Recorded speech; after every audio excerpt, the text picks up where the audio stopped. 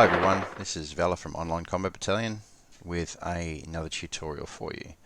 This is to assist a mate of mine who's making a mission and he needs a couple of things added. What this tutorial is about is using multiple respawn positions or using a moving spawn position based on your progress through the mission. So the first thing we have is when we initially enter the mission, this is where we will spawn because that's where our player characters are, and this is where we want players to spawn after they've been killed, or sorry, to respawn. So if we go to the 2D editor and we're looking at that location, we'll see that there's a marker placed down there, and you get this marker from Markers, System, and select Empty. You place the marker down.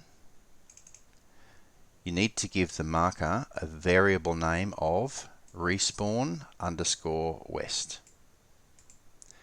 You can also give that marker a text name, which you can have as whatever you like, and I've named this respawn point as Police Barracks. To set up another respawn position, what we can do is go to the first objective or near the first objective at a safe distance, and again in Markers, System, Empty, we'll place down an empty marker.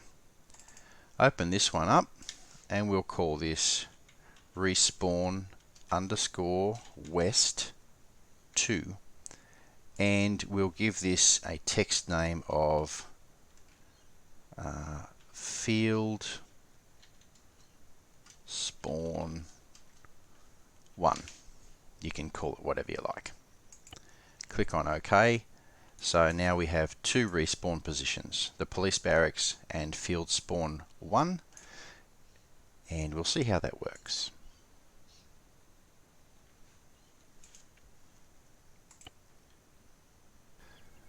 Okay, we've spawned into the mission. Now let's test out our multiple respawns by respawn.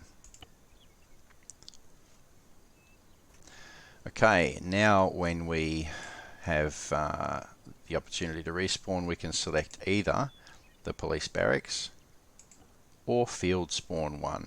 We'll just jump into field spawn 1, make sure that that works fine. And there we are. We've respawned in the field spawn 1 location.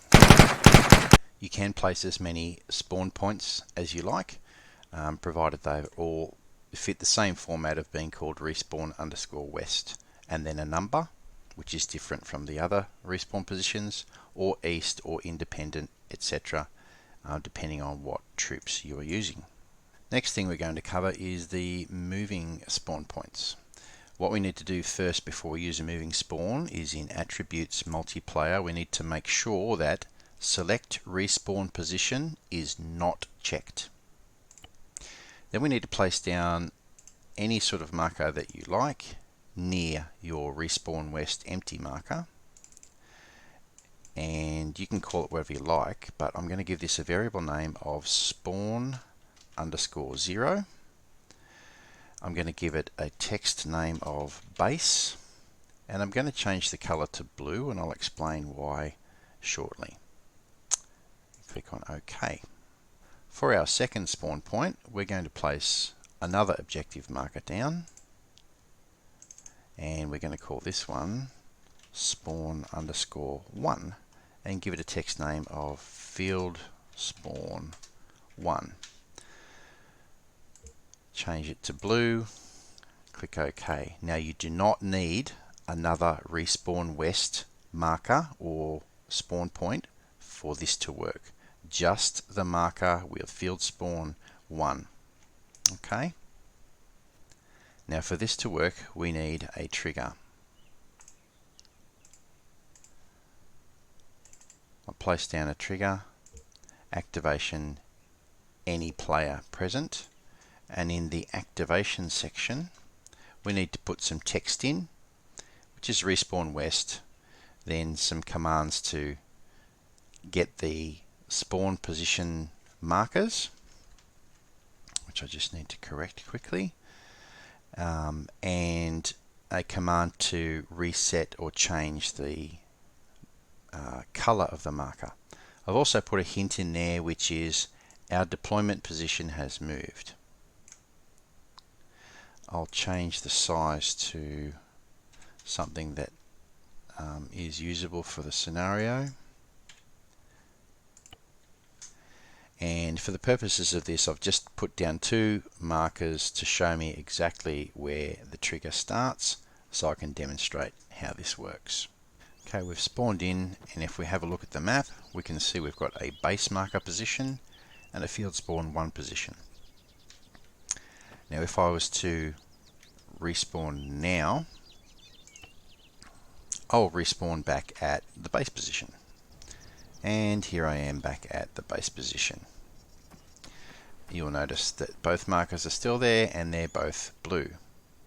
I'll now move to a location where I know the trigger is to demonstrate how this works. And if you're a mission maker and you want to go to a location on the map, if you hold down Alt, right Alt, and click on the map, left click, it'll move you to that position. Okay, I know the trigger is in this direction, so I'm going to run in this direction, and then I've got the hint at the top right of the screen that says our deployment position has moved. And if you have a look at the map now, you'll see that the base marker has turned red,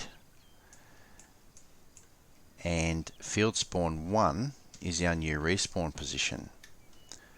So if I respawn now, I will spawn at the field spawn 1 position. Now this is great for missions where you are progressing through an area and moving forward constantly and you don't actually need to go back to base, because once that trigger has been activated and that base marker has gone red, that means that is no longer a spawn position. You cannot respawn back at the base position. You will only respawn at the next position that you've put in. Now I'll show you how to put in additional positions if you want to put in more roving spawns as part of your mission.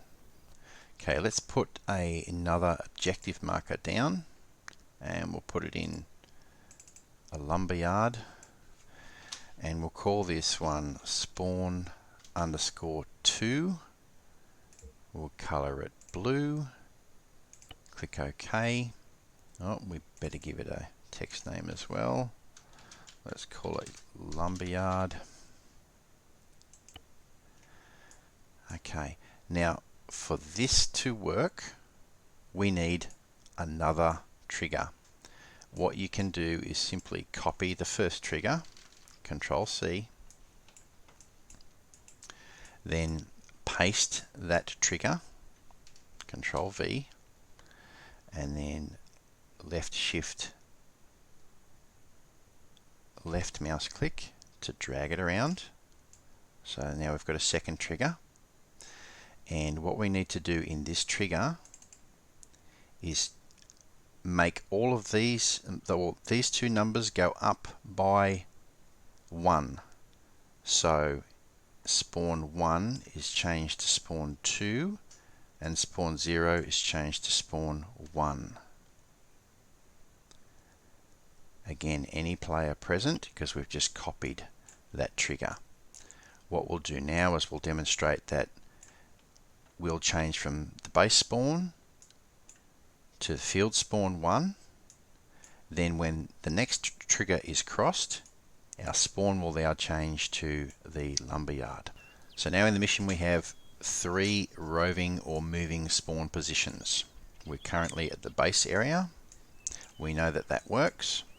So we're going to again move to the next trigger, which I've got marked just for the purposes of this demonstration. Right Alt left click moves to that position. I'm going to run into that trigger, and top right, our deployment position has moved. Back to the map, you can see our base has turned red, and our new deployment position is field spawn 1. So we'll test that by respawning.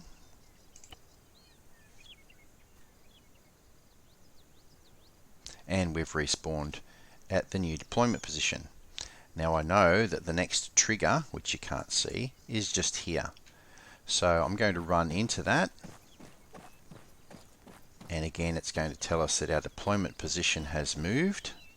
You'll see field spawn 1 is now red, which means the lumberyard is our next spawn, and we'll test that out by respawning. And we've now spawned at the lumberyard. You can have as many of these roving spawns as you wish, which are very useful, as I said, for a mission where you continue to advance through points to get to an objective. Of course, at each of these points you can place resources like an ammo box or a vehicle or whatever you like, which will be available for the troops when they spawn there. In using a moving spawn, the most important thing to remember is that you can copy the trigger and paste it to another location. And just again to make it clear, we've got spawn 1 and spawn 0. For the next trigger, those figures need to go up by 1. So we've got in the next trigger, spawn 1 becomes spawn 2, spawn 0 becomes spawn 1, and our variable name for this one is spawn 2, which is what that trigger is looking for. Subsequent ones would be spawn 3, 4, 5, 6, and you can continue to copy that trigger provided those numbers go up by 1 each time. You obviously want to also place the triggers in locations that make sense for the mission. So for example, if your base spawn was here and you wanted to change to this spawn after your players had reached a certain point, we'd make this maybe, let's make it 800 by 10. So if you know your players are traveling from this direction up into this area, once they cross that trigger, this will become the default spawn. I hope this tutorial hasn't been too confusing. It's a little bit tricky. I'll put the code for the trigger in the description below, and of course if you have any questions or comments you can leave those and I'll help you out. And if you've enjoyed this or you've got some information from it, if you've learned something, please give us a like and a subscribe. Thanks for watching.